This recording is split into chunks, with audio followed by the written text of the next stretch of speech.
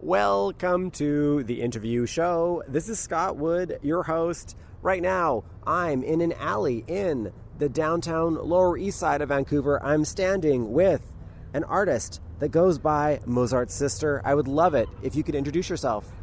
Hi, I'm Mozart's sister. You're not that shy. Don't be so shy. It's funny, I am shy, but it bounces back and forth. I just watched you do your sound check where you were standing on stage belting out loud music. This is true. Maybe it's like an insulin deficiency or something where I'm just like bouncing up and down. Like I have way too much and then none at all and then way too much. The best part of the sound check for me is that I got to meet your mom and I saw her groove out while listening to your sound check. Yeah, she's been listening to the record a lot, and parents are always usually at least a little dubious about their children going out and making no money on music. So after she listened to the record, though, she seems to be very into the whole idea. I had a great conversation with your mom, and she revealed to me a secret about you. Oh, really? She revealed to me that she gave birth to you in a home birth, which was illegal back then, and she did it to be political. This is very true. My mom gave birth to me on Grant Street in this very city, Vancouver, near Commercial Drive, in 1985. That's right, folks. And it was illegal. And she did it because she wanted to, push the sort of like issue, I suppose. What's it like coming into the world making a political statement? I don't remember, but I have seen pictures, and it's horrifying. So let's go from that image to a beautiful song. I'm going to start off things by playing your signature song called Mozart's Sister. Okay, watch out. There's like lots of smutty stuff in this. Hi, I'm Mozart's sister, and you are listening to The Interview Show with Scott Wood.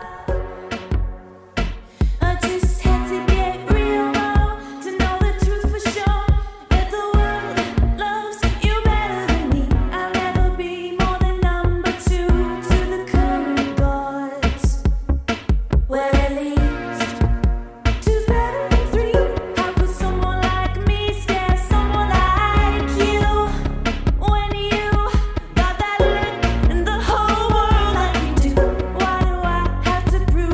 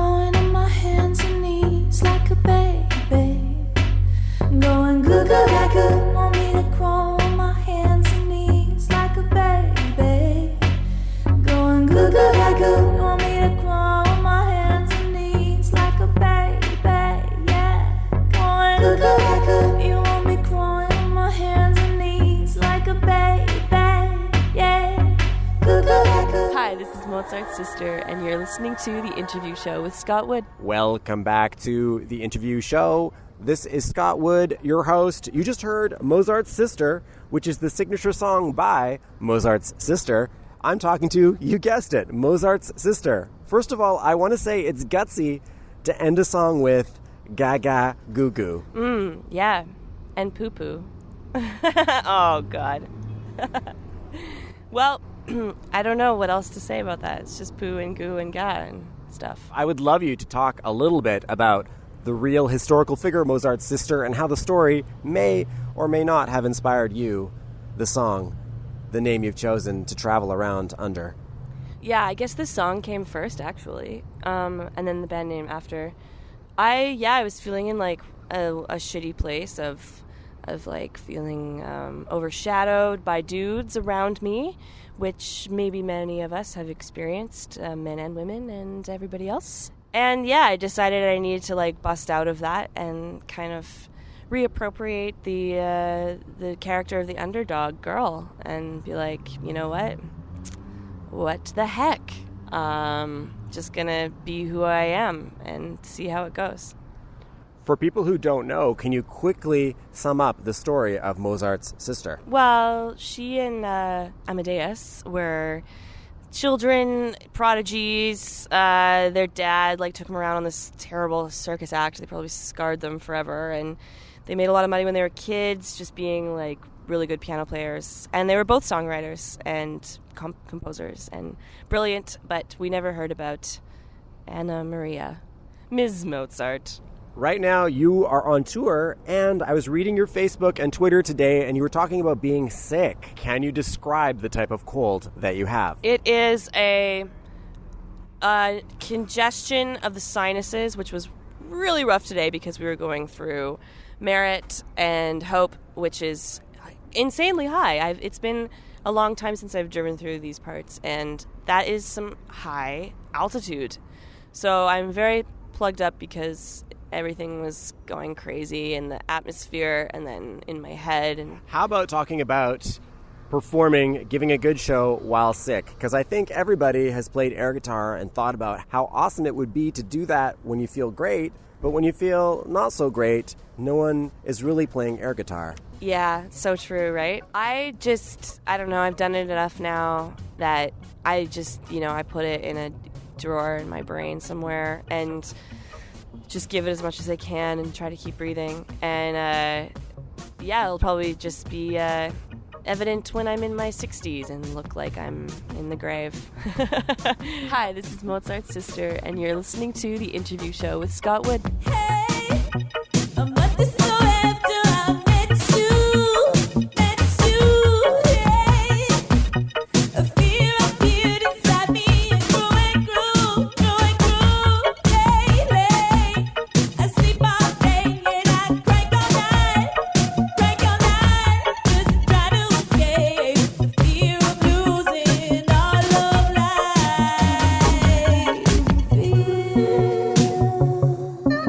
Feel sad.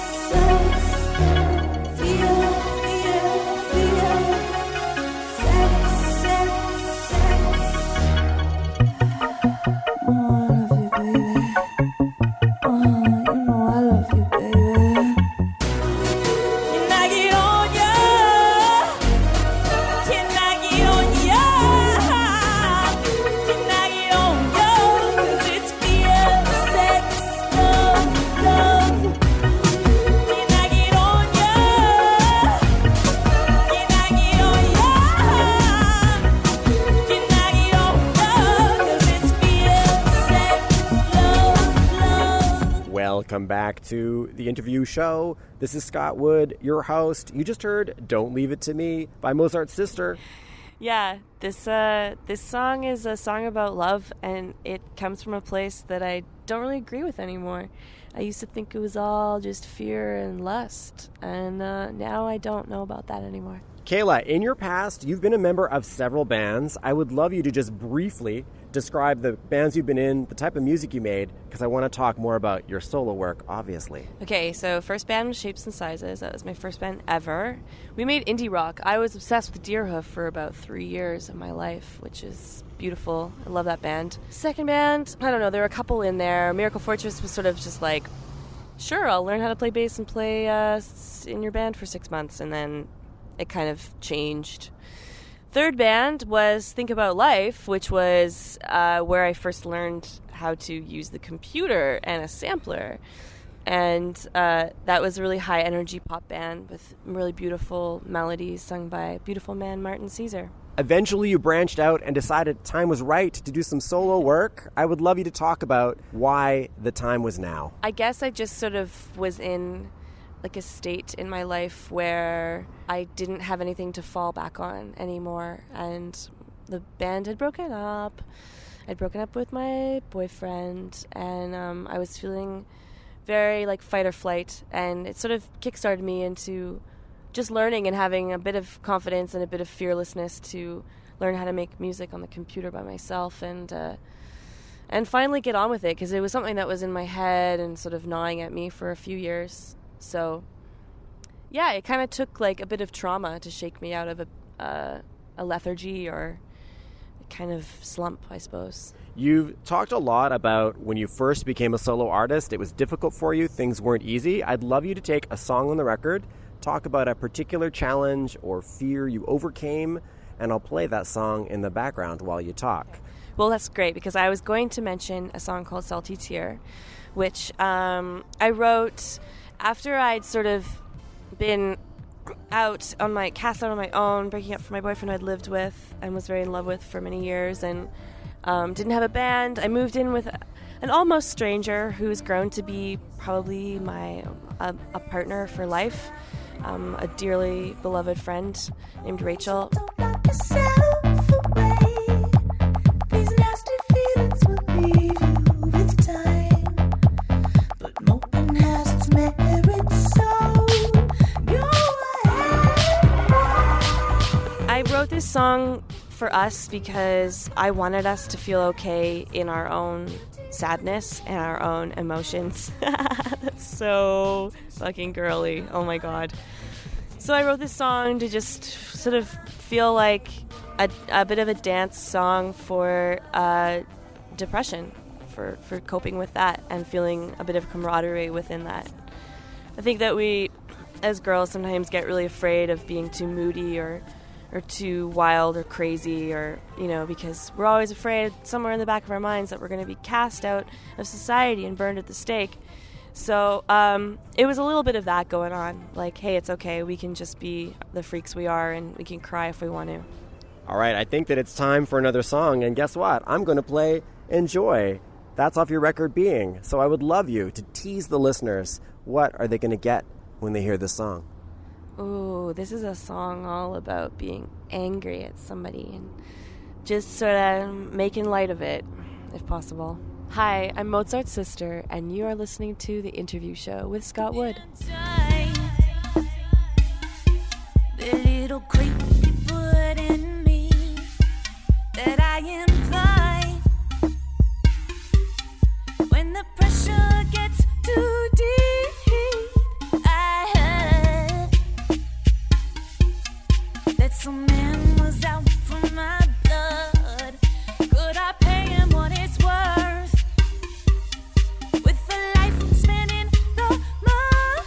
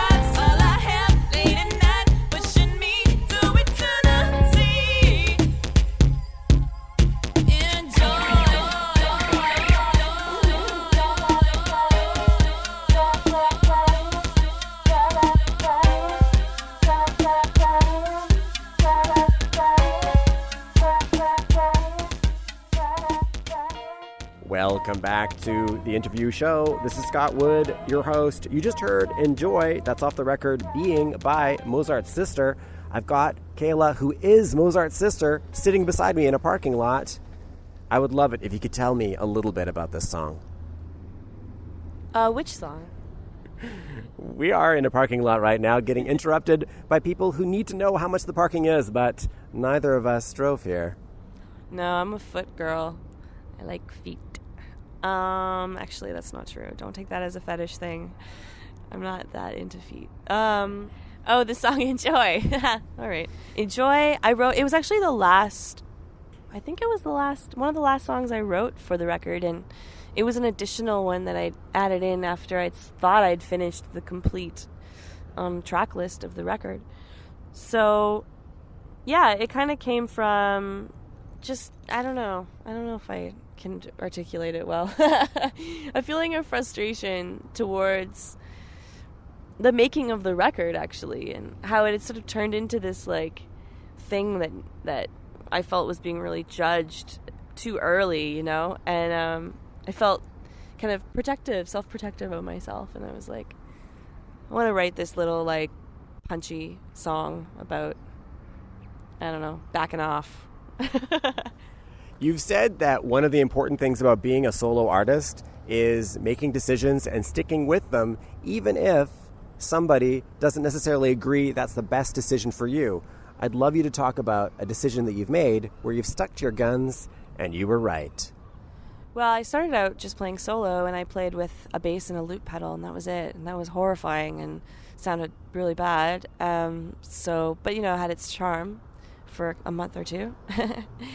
And then I integrated a bass player and another singer. Yeah, I guess I just went through like a kind of period last year where I was really contemplating like who I wanted to be a part of the project, and I just didn't feel like it was working out with them. So I asked Pamela to join the group, and we went on tour together, and yeah, it just fit well. She's very musical and very talented. She's a sound person. She's done tour managing. She's just like an ace. I once interviewed a band called Say Hi. They're from Washington State. He told me when he auditioned potential band members, he would take them out before they went on tour on a night of drinking, and if they couldn't hold their liquor or drank too much, he would not take them on tour. Very interesting. I'm like, okay, who do I want to be like? Like, I would like to do a big stage show like Kate Bush or Bjork one day. Do you think they get wasted every night after shows? No. So I'm going with that. I'm not like, saying I'm not gonna ever whatever do drugs again, but it's sort of like taking it out of that realm of working and touring, because it's too exhausting. I want to enjoy drinking and doing drugs. I want to do it when I can actually, like, I don't know, maybe have a good experience as opposed to it being the norm. Hi, this is Mozart's sister, and you're listening to The Interview Show with Scott Wood. When I walked in last night, it was a good thing.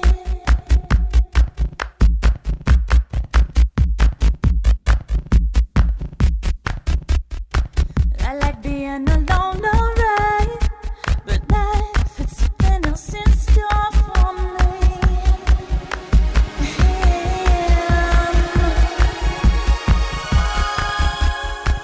I was trying to push the night.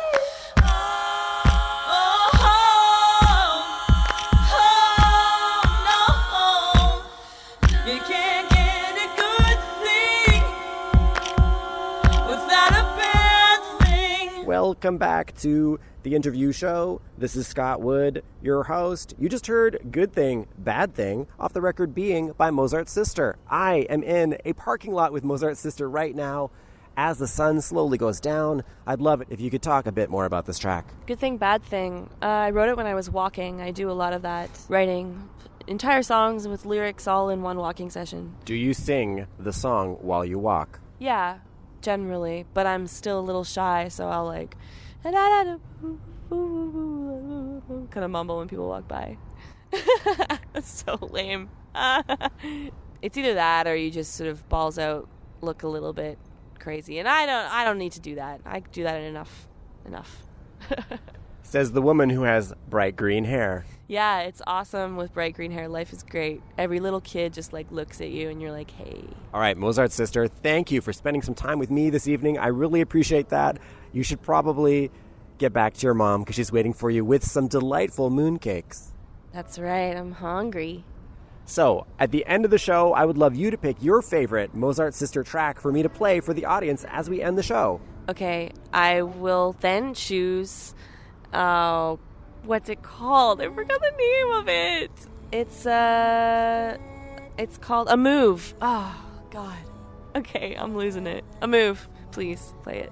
I think this is probably my favorite track on the album. I like what it says and I like what it expresses musically. Hi, I'm Mozart's Sister, and you are listening to The Interview Show with Scott Wood. I am Diana B, the light in the sky, the air in the trees.